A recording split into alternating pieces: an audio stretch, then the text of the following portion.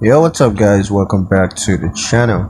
Today let me show you how to claim the premium tax credits on Turbotax in 2025. This is going to be a quick video, so let's just jump straight into it. The first step is going to be to determine your eligibility.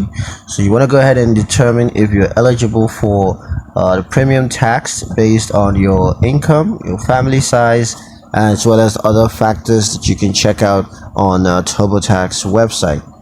So once you've determined your eligibility, go ahead and gather the necessary documents. So you're going to collect your health insurance information, your income statements, as well as your form 1095A. Now once you have those documents, next thing you're going to do is to log into Turbotax. So go on Turbotax's website and sign into your account using your email address and your password.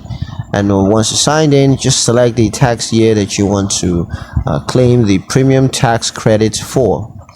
Next, you're going to choose credits from the menu, and then you want to select premium tax credits. Now once that opens up, you're going to enter your credit information, including your health insurance information, your income, and other relevant details. Next, you want to claim the premium tax credit based on your eligibility and credit information.